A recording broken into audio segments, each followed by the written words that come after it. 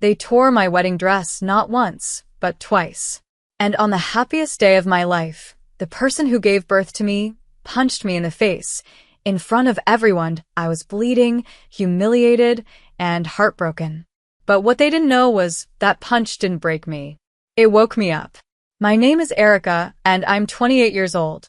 I never imagined that my wedding day, the day I had envisioned since I was a little girl, would become the stage for one of the most painful yet empowering moments of my life. Growing up, I was never the favorite. My younger sister Mira was the one everyone's eyes followed, beautiful, bold, and always outspoken. Our mother, Marcia, adored her to the point where it often felt like I didn't exist in comparison. I was the quiet one, the responsible one, the so-called plain daughter who focused on studies, work, and keeping the peace at home. But peace, I've learned, often comes at the cost of your own voice.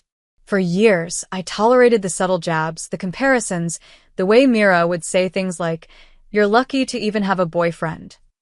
It hurt, but I swallowed it. I worked hard, built a stable career, and focused on my own life. Then came Jake. From our first conversation, he treated me like I was enough, more than enough, in fact. He respected my opinions, encouraged my goals, and stood by me when my family didn't. After 4 wonderful years, he proposed. It was simple, heartfelt, and perfect. And for the first time in my life, I felt like maybe, just maybe, I deserved to be the center of attention. Planning the wedding became a dream come true. We chose a peaceful venue just outside the city of Brookhaven, surrounded by gardens and soft lights. The flowers, the guest list, the music, I was involved in every detail. But nothing mattered more to me than the wedding dress. Since I was a teenager, I had dreamed of walking down the aisle in a white gown that felt like magic. I spent months saving and finally chose a handcrafted designer piece, made with layers of soft tulle, custom lacework, and the most delicate pearl detailing I had ever seen. It wasn't cheap, but it was worth it. Jake had smiled when I showed it to him and said, "If this is the one that makes you feel like a queen, then it's perfect." Of course, Mira had something to say when she saw it. She sneered and said, "It's all right, I guess. But don't you think it's a bit much for someone as understated as you?" I brushed it off. I had spent my whole life trying to earn their approval, not anymore. This wedding wasn't about their judgment. It was about love, hope, and a new beginning. Or at least, that's what I thought. As the wedding day drew closer, the air around me grew thick with excitement, and something else I couldn't quite name. A nervous energy clung to me, not just from the pressure of perfection, but from the presence of my family, particularly Mira. She had returned home for the festivities a week before the ceremony, and though she smiled for photos and made polite conversation, there was always a sharpness beneath her words, like a blade wrapped in velvet. At one point, while we were going over the table arrangements, she leaned in and said with a sweet voice that barely masked her venom, "You know, I'm honestly surprised Jake went through with this. You're not exactly what men usually dream of marrying." I stared at her, stunned. I wanted to respond, to defend myself, but before I could speak, our mother Marcia walked into the room. She didn't scold Mira, she never did. Instead, she placed her hand on Myra's shoulder and said with a warm smile, "Oh, honey, you always know how to lighten the mood." I swallowed my frustration and kept my focus on the wedding board in front of me. For years, this had been the dynamic. Mira would belittle me, and Marcia would either laugh it off or, worse, praise her for being honest. What hurt the most wasn't just their words, it was their unity against me. No matter what I did, how much I achieved, or how hard I worked to please them, I was always the one they looked through, not at. But I had Jake. I had his family. His mother, Vivian, was everything mine wasn't: gentle, wise, and genuinely kind. When she saw how overwhelmed I was during the menu tasting, she took my hand and said, "You don't have to be perfect for everyone, Erica. Just be happy for yourself." Still, it was hard to stay above water with the constant backhanded comments Mira made. When Jake and I had our pre-wedding photo shoot at the cathedral, Mira tagged along, uninvited, and hovered near the edge of every frame. making disapproving faces. I asked her gently to step aside. She laughed and said, "Relax, I'm just making sure your pictures aren't too boring." Later that evening, I caught her scrolling through photos of me in my wedding dress on her phone, zooming in and smirking. "You think this really suits you?" she muttered when she thought I wasn't listening. I looked her straight in the eye and said nothing. I wouldn't give her the satisfaction of knowing she'd gotten to me. But deep inside, I felt a chill, a warning. Marcia, too, had started acting strangely. She seemed distant during dress rehearsals and was far more concerned with Myra's seating arrangements than mine. During dinner, she'd whisper to relatives about how over-the-top the ceremony was becoming. I tried to let it go. I wanted to believe that somehow they would come around, that on the day of the wedding, they would be proud of me. I had no idea how wrong I was. The morning of my wedding was a mixture of nerves and excitement. The sun rose gently over Brookhaven, casting a golden hue across the garden where the ceremony would take place. My bridesmaids were already getting ready in their suite, while I made my way to the bridal dressing room, a quiet, private space reserved for me alone. My heart fluttered with anticipation.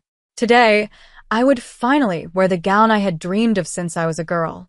But when I reached the door, something unexpected happened. As I turned the knob, the door flung open from the inside. Standing there, casually zipping up her handbag with a smirk on her face, was Mira. "Mira? What are you doing in here?" I asked, confused and instantly alert. She shrugged with feigned innocence. "Oh, I thought this was the restroom. Weird layout in this place, huh?" Her tone was light, almost mocking. I stepped past her, heart pounding. Something felt off. As she walked away, she added over her shoulder, "Kind of a shabby room, don't you think? But then again, it suits you." The moment I entered, the air was knocked out of me. My eyes locked onto the spot where my wedding dress had been hung with such care the day before. Now, it lay torn and ruined, lace shredded, silk slashed in angry lines. I stumbled toward it, unable to breathe. The hand-embroidered pearls were scattered across the floor like fallen hope. I stood frozen. The room felt like it was closing in on me. A staff member from the venue poked her head in, then gasped. "Oh my God, what happened?" I don't know," I said, my voice trembling. "It was fine yesterday. Mira, she just came out of here." The staff's expression shifted. "She told us she was planning a surprise for you. She asked everyone to give her a few minutes alone." I didn't need more evidence. The truth had already wrapped itself around me like ice. With shaking fingers, I pulled out my phone and called Mira. "What now?" she answered casually. "You were in my dressing room. You destroyed my dress," I said, my voice barely steady. "Are you still hung up on that thing?" "It looked awful anyway," she said, laughing bitterly. "Maybe this is divine punishment for your arrogance." "Why would you do that? What did I ever do to deserve this?" I asked, choking back tears. "What a hassle," she scoffed. "Do you have proof it was me? Go ahead, accuse me in front of everyone. See how that plays out." And then she hung up. I stood in silence, my fingers still clutching the phone. My dream, the symbol of my journey, my joy, my identity, had been taken from me by the person who shared my blood. I wanted to scream, to collapse, but just then a soft knock came at the door. It was Vivian. She took one look at the shredded gown and came to my side without hesitation. "Erica, who did this?" I didn't have to answer. She knew. She saw it in my eyes. For a moment, she said nothing. Then she gently placed a hand on my shoulder and said, "I had a feeling something like this might happen.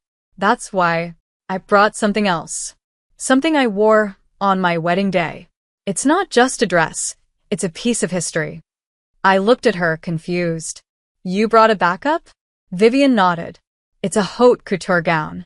Italian silk, hand-beaded crystal lace.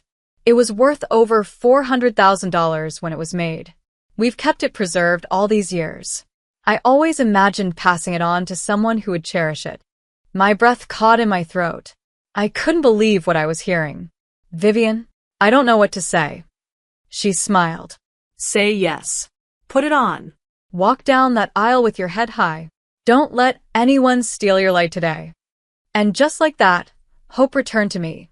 Not through the dream I thought I needed, but through a woman who believed in me when my own mother wouldn't. I took a deep breath, wiped my tears, and said, "Let's do it." The sun was now fully up, pouring light through the stained glass windows of the outdoor chapel as soft music echoed across the venue. My heart beat like a drum beneath my ribs, but I felt a strange calm washing over me. I had cried. I had grieved the dress I had chosen with so much care. But now, as I stood before the large wooden doors ready to walk down the aisle, I wasn't thinking about what had been taken. I was thinking about what I still had: love, dignity, and the power to rise above it all. My father, Thomas, stood beside me, arm outstretched, his eyes glistening. "You look breathtaking," he whispered, voice thick with emotion. I gave him a small smile. "It's not the dress I planned to wear, but maybe it's the one I was meant to wear." The doors opened slowly, revealing rows of seated guests, soft petals on the stone path, and at the end, Jake, my rock, my love, standing tall in his gray tailored suit, eyes locked on me. I saw his breath hitch as he took in the sight of me. The gown, Vivian's legacy, shimmered like moonlight. Its Italian silk hugged my figure with regal precision, and the lace detailing along the sleeves and hem danced with every step I took. The crystal work on the bodice caught the sunlight in 100 places, casting delicate sparkles along the aisle. A long lace veil trailed behind me, and atop my head sat a tiara Vivian had tucked into my hand minutes before, whispering, "You deserve to feel like royalty." As I walked forward, the gasps among the guests were unmistakable. But I didn't let my gaze waver, not until I passed the front row and spotted Mira sitting on the left, next to Marcia. Myra's face was frozen in disbelief. Her mouth hung slightly open, eyes wide with shock. She had expected me to walk in, humiliated or in a makeshift dress. Instead, I walked in like a queen. Marcia sat beside her, expression unreadable, but I saw her grip tighten on the edge of her seat. When I reached the altar, Jake took my hand. His voice was low, filled with awe. "You're the most beautiful thing I've ever seen." Under the veil, I smiled. "You don't even want to know the morning I had." He chuckled softly and squeezed my hand. The ceremony began, and though the weight of what had happened still clung to me, I stood tall, grounded by Jake's love and Vivian's quiet strength. We exchanged vows under the dappled sunlight, surrounded by flowers and music, and when the officiant declared us husband and wife, we kissed, gently, tenderly, with a promise in that moment that nothing would break us. As we turned to walk down the aisle as newlyweds, flower petals floated through the air. Just before we passed Mira and Marcia, I caught a glimpse of Mira twisting the edge of her handkerchief until it tore. Her face was pale, lips trembling. But I didn't look away to gloat or to shame her. I simply walked on, head held high. This day wasn't about revenge. It was about reclaiming joy. I had every reason to fall apart, but I didn't. I showed up, I stood tall, and I chose love over bitterness. The garden transformed into an evening dreamscape as the reception began. Twinkling lights strung above the tables shimmered in the golden hour glow, and soft music floated through the air. Laughter and the clinking of glasses filled the space. Guests mingled with joy, and waiters moved about with trays of hors d'oeuvres and champagne. For a moment, everything felt like a fairy tale, but I knew the storm hadn't passed yet. Jake and I had just finished taking group photos, and I stood near the center of the reception area, talking to some of his extended family, still wearing Vivian's exquisite gown. It fit perfectly, as if it had waited all these years for me. The compliments kept coming, and while I smiled humbly, I noticed Mira standing off to the side, her arms folded tightly across her chest. Suddenly, she stormed forward. "Why are you wearing such a fancy dress?" she demanded, loud enough for nearby guests to hear. "That veil, that tiara, and this gown, who do you think you are?" Conversations around us faded into silence. "You shouldn't be the one standing out," she continued, her voice rising. "I'm the pretty one. I always have been. But now look at you, flaunting something that was never yours to begin with." I tried to stay calm, but I could feel the tension rippling through the crowd. Mira, I said evenly, you already destroyed my dress this morning. Why are you still doing this? She took a step closer, eyes full of resentment. You mean that rag you call a dress? That wasn't even worth saving. I opened my mouth to respond, but before I could speak, she reached out, and in front of everyone, grabbed the hem of my gown and ripped. A collective gasp echoed around us. The tearing sound cut through the silence like a blade. Mira had pulled with such force that the lower part of the silk skirt now dangled, damaged beyond repair. Embroidered lace and crystals littered the floor. I froze, stunned, disbelief coursing through me. Tears welled in my eyes, not just for the damage she'd done to something so valuable, but because she did it without shame, without care, right in front of Jake, his family, and our guests. I couldn't stay silent. I stepped forward and shouted, my voice trembling with fury. What is wrong with you, Mira? This is a $400,000 dress. Vivian trusted me with it, and you've ruined it. Again. Before she could answer, a sharp voice cut through the tension. It was Marcia. How dare you speak to your sister like that, she screamed, pushing through the guests. She reached me in seconds. Mom, she just tore my dress. Again, I said, backing up, unable to believe what I was hearing. But Marcia didn't stop. Do you think you're some kind of princess now? Wearing another woman's dress and talking back to your own sister on your wedding day. Then, before I could react, Marcia raised her hand and punched me straight in the nose. A sharp, burning pain exploded across my face as I stumbled backward, catching myself on the edge of a chair. Blood rushed to my nose. My vision blurred for a second, not from the force, but from the shock. Everything went completely silent. A few guests screamed. Jake ran to my side, shouting my name. I pressed my hand to my nose, feeling the warm trickle of blood, too stunned to cry. You're insane, Jake growled at Marcia, shielding me. What the hell is wrong with both of you? Before anyone else could say a word, Jordan, the venue manager, came rushing over. He looked at me, saw the blood, then turned to Mira and Marcia. I'm calling the police, he said, voice firm. And an ambulance. This ends now. Within minutes, flashing red and blue lights appeared at the venue's gates. The sound of approaching sirens cut through the hushed crowd like a warning bell. Guests stepped back, murmuring in shock, some with phones in hand, others frozen in disbelief. Jake held my hand tightly as I sat in a chair, a damp towel pressed against my nose by one of the staff. The bleeding had slowed, but the pain pulsed dully, not just from the impact, but from the betrayal. My own mother had struck me. In public. On my wedding day. 2 uniformed police officers and a pair of paramedics entered swiftly. Jordan, the venue manager, met them and guided them toward me. The paramedics approached first, one kneeling beside me with calm professionalism.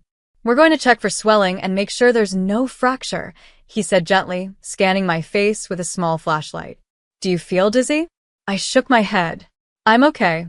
Just sore. I don't want to go to the hospital. Please, just treat me here. He nodded in understanding and began cleaning the wound.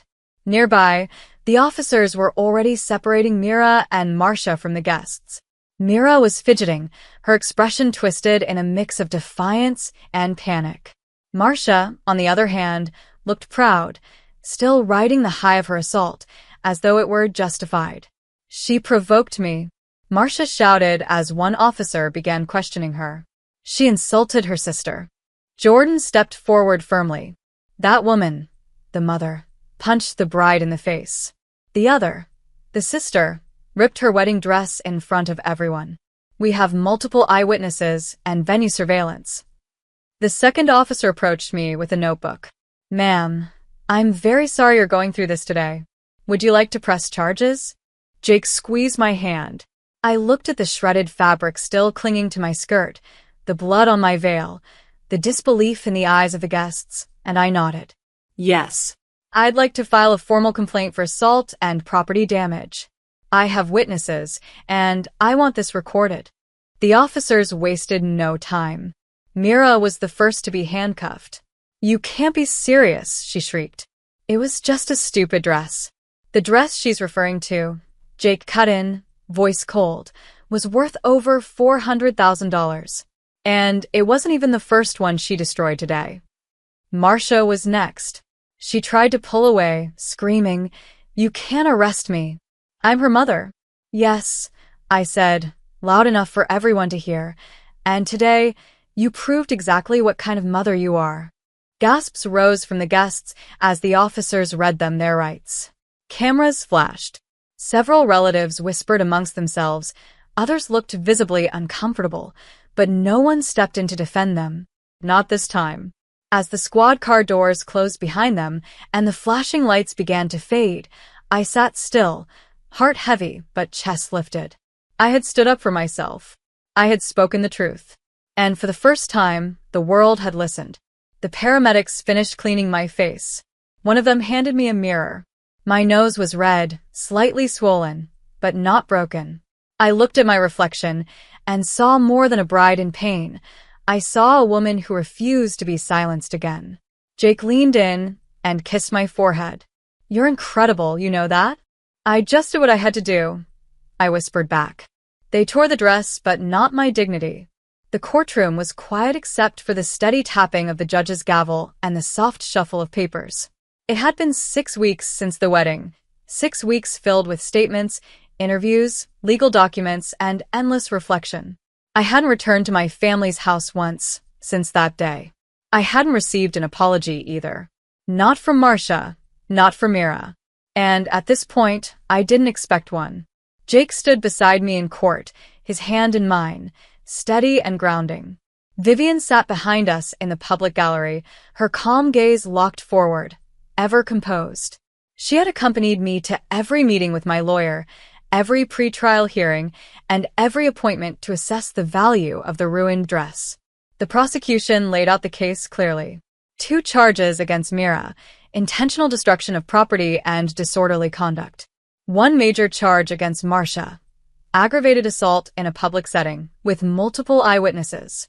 And then, there was the matter of damages, the financial cost of the couture dress that Mira had torn apart, not once, but twice. Vivian testified to the value of the gown, presenting professional documentation proving it had originally been purchased for over $400,000, crafted with rare Italian silk and Swarovski crystal lacework. The surveillance footage from the venue, which Jordan had wisely preserved, was submitted into evidence. It showed Mira approaching me and ripping the dress. It showed Marcia striking me in the face. The courtroom saw everything. Mira tried to play the victim. Her lawyer claimed it was an emotional outburst, that she had felt overshadowed and acted in the heat of the moment. But the judge didn't buy it. Marcia was worse. When asked if she regretted her actions, she doubled down. "She embarrassed our family," she said, pointing to me. "She needed to be taught respect." The judge leaned forward, eyes sharp. "Ms. Marcia, what you did wasn't discipline. It was assault, committed in public, on your daughter's wedding day, and with no remorse shown even now." When the verdict was read, I held my breath. Mira was sentenced to 3 months in jail and ordered to pay full compensation for the destroyed gown, with structured installments to begin immediately. The court placed a civil lien on her income until the debt was paid in full. Marcia's sentence was harsher, 1 full year in prison, with mandatory anger management classes and a court order prohibiting any direct contact with me unless approved in writing by the court. The gavel came down, and it was over. I let out a slow breath, not out of relief, but resolution. It wasn't about revenge. It was about being heard, finally, after a lifetime of being silenced. Outside the courthouse, reporters hovered, hoping for a statement. I gave them only 1 line before walking away. They tore my dress, bruised my face, and tried to break my spirit. But all they really did was set me free. In the weeks that followed the sentencing, I found myself breathing differently, deeper, freer, as if the weight I had carried for years had finally been lifted. There were no more calls from my mother or sister. No manipulative messages, no guilt trips pretending to patch what was never whole to begin with. The silence was unfamiliar at first, but it was peaceful. And in that peace, I began to rebuild. Vivian, ever graceful and composed, suggested I take time off to recover emotionally. But instead, I asked if we could visit her storage unit, the place where her treasured bridal collection had been kept. Inside, we found not only sketches, fabric samples, and preserved gowns, but memories. Vivian had once dreamed of opening a boutique, but life had taken her in another direction. When I told her I wanted to bring that dream to life again, not just for her but for myself, she didn't hesitate. That very month, we signed the lease on a small studio in Brookhaven. We painted the walls a soft pearl white, installed custom shelving for lace, silks, and crystals, and set up a fitting space that felt like a sanctuary. Together, we named it Second Bloom Bridal, a tribute to the idea that beauty can rise again, even after devastation. Jake helped with the setup on weekends, even though he was juggling his own work. He was proud of me. Every time he looked at me, it wasn't just with love, it was with admiration. We moved into our new home, and though it was modest, it was filled with warmth, laughter, and the promise of a future untouched by past bitterness. The first bride who walked into my studio reminded me of myself. She was quiet, unsure of her beauty, clutching a photo of a dream dress she thought she couldn't afford. I listened to her story, her insecurities, her hope, and then I helped design something just for her, something that made her light up when she looked in the mirror. I'll never forget the way her eyes filled with tears when she said, "I've never felt this confident before." It was in that moment I understood. This was more than business. It was healing. Each dress I worked on, each bride I empowered, stitched over a wound I didn't realize was still raw. I wasn't just helping others step into their power, I was reclaiming mine. One day, as I locked up the shop and stepped outside into the soft glow of the afternoon sun, Jake met me at the sidewalk with 2 cups of coffee and a knowing smile. "How's my favorite bridal designer today?" he asked, leaning in for a kiss. Exhausted, I laughed, but in the best way. He handed me my cup, and as we walked home hand in hand, I looked up at the sky and felt, truly, finally, whole. It's strange how life folds in on itself. A day that started with shattered silk and shattered trust turned into the beginning of something extraordinary. Sometimes, I wonder what would have happened if things had gone smoothly, if Mira hadn't ripped my first dress, if Marcia hadn't raised her hand against me in front of 100 people. Would I have still found the strength to say, "Enough"? Would I have still realized the power of choosing myself? I don't carry bitterness anymore. Not because I've forgotten, but because I've outgrown it. I have built something real out of the ruins they left behind. I've turned hurt into art. Every stitch I sew into a bridal gown, every design I create, is born from the fire they tried to drown me in.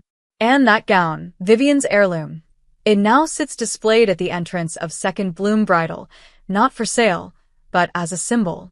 A reminder that when someone tries to destroy you, your resilience can become your finest adornment.